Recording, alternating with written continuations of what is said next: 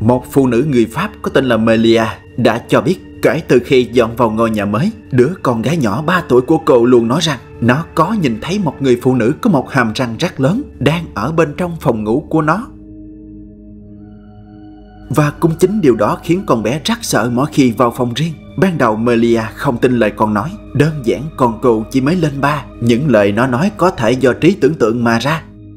Nhưng gần đây câu chuyện đó đã trở nên kỳ quái và có phần kinh dị hơn khi đứa con gái bé nhỏ của cô luôn khóc và la hét đang có một người phụ nữ với một hàm răng to lớn trên trần nhà. Không hiểu chuyện quái gì đang xảy ra, Melia quyết định ghi lại những lời con bé nói và chia sẻ cảnh quay đó lên trang cá nhân.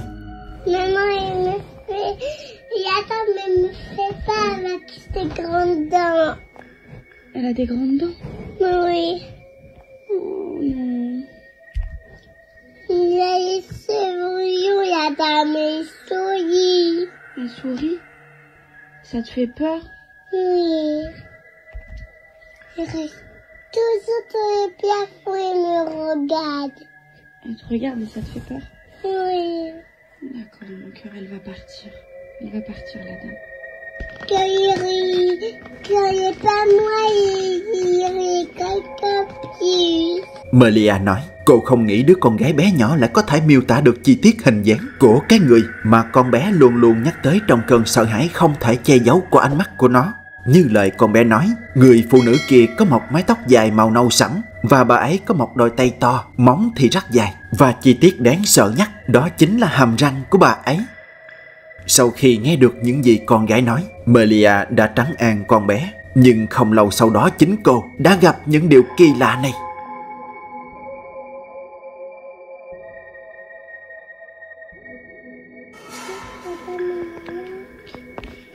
Je te crois, ma fille.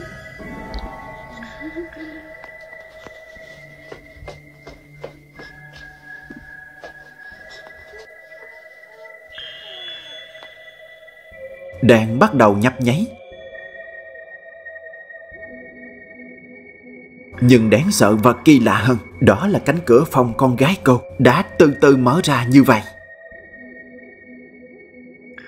Và như phản ứng tự nhiên, Melia lao nhanh ra ngoài như muốn bắt quả tang ai đang đứng phía sau cánh cửa, nhưng cũng không thấy gì.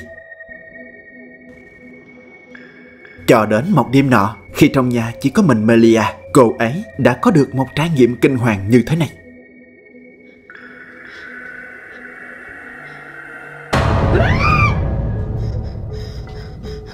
Melia cho biết lúc đó cô có nghe thấy bên trong phòng con gái vang ra những tiếng động lợp bập, giống như có ai đó đang tung ném thứ gì đó. Vừa tò mò vừa ngạc nhiên, cô đi vào phòng con gái kiểm tra. Vừa mở cửa phòng, Melia đã hét lớn khi nhìn thấy một bóng đen lù lù đang đứng trong phòng con gái cô như thế. Và chỉ trong tích tắc dáng người đó đã biến mất.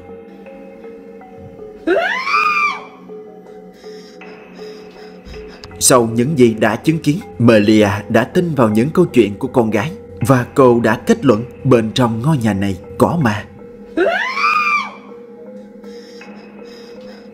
Bạn có thể xem chi tiết và nhiều cuộc chạm trán đáng sợ khác của Melia tại trang cá nhân của cô ấy.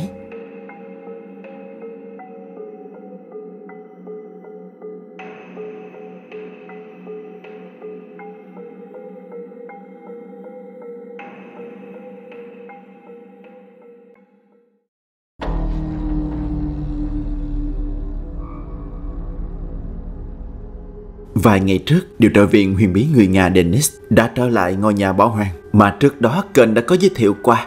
Theo như lời anh ta nói, sau khi mình đã giải thoát được cho một hồn ma người phụ nữ, nhưng vì một lý do nào đó bên trong ngôi nhà vẫn còn sót lại một hồn ma hoặc là một con quỷ. Và lần trở lại này, Denis nói rằng anh sẽ cố gắng giải thoát cho linh hồn còn lại. Không để Denis đợi lâu, ngay khi anh ta nói hãy cho tôi một dấu hiệu, ngay lập tức những điều ma quái này xảy ra.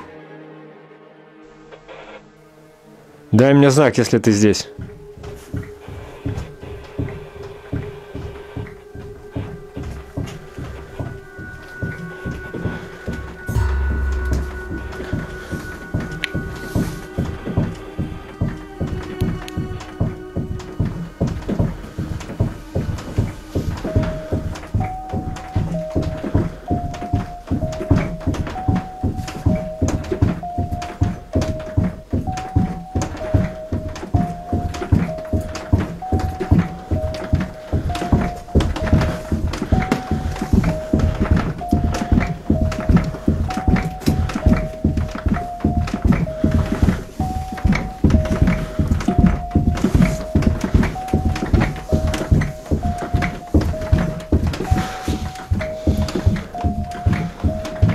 100% это не призрак.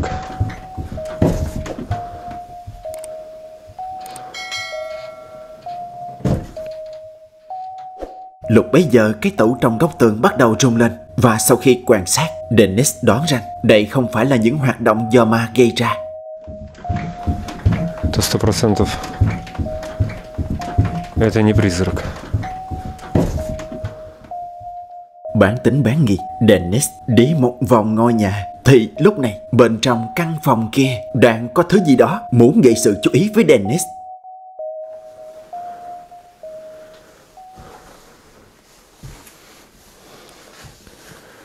Здесь камеру я не стал ставить, но нужно.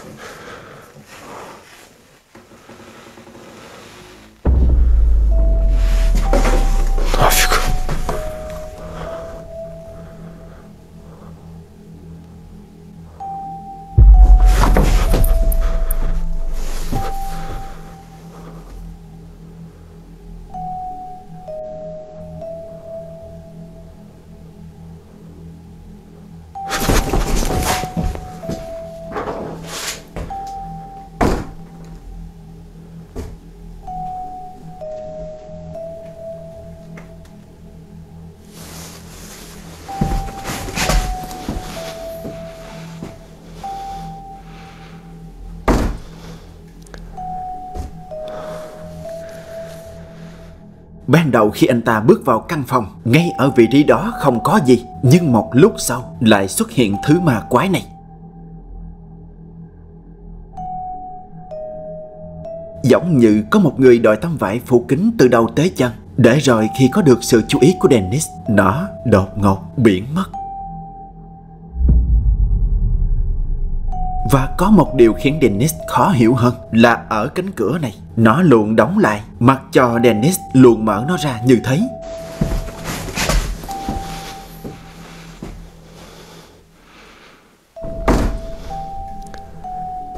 Đang để tâm đến căn phòng xảy ra nhiều sự kiện ma quái này, anh ta lại nghe thấy những điều kỳ lạ khác đang phát ra bên dưới tầng hầm. Không chần chừ, Dennis đã tìm đường đi xuống. Và cũng chính nơi u tối này, anh ta đã bắt được một thứ gây rợn sống lưng này.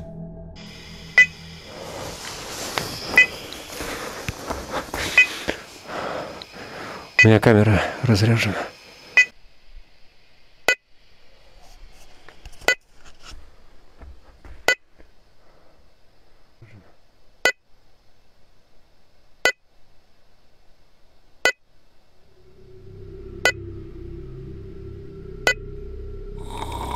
Что это?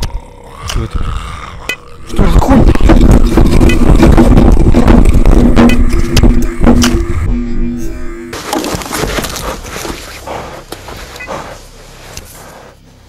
Vì sự kiện kinh dị xảy ra quá nhanh nên lúc bấy giờ Dennis không thể xác định được đó là gì. Anh ta chỉ thấy rằng nó đang tiến đến rất gần, giống như nó muốn ăn tươi nuốt sống anh vậy.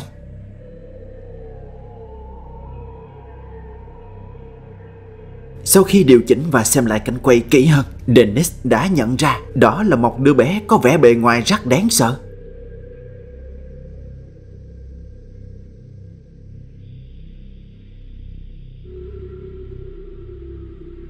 Và sau phút kinh hoàng ban đầu, Dennis đã bình tĩnh trở lại. Anh bắt đầu lìa camera quanh tầng hầm để tìm kiếm hình dáng khiếp đảm kia. Nhưng thật kỳ lạ, dường như nó đã bốc hơi biến đi đâu mất. Cuộc điều tra vẫn đang diễn ra. Để biết kết quả như thế nào, bạn hãy tìm đến kênh YouTube của Dennis để xem nhé.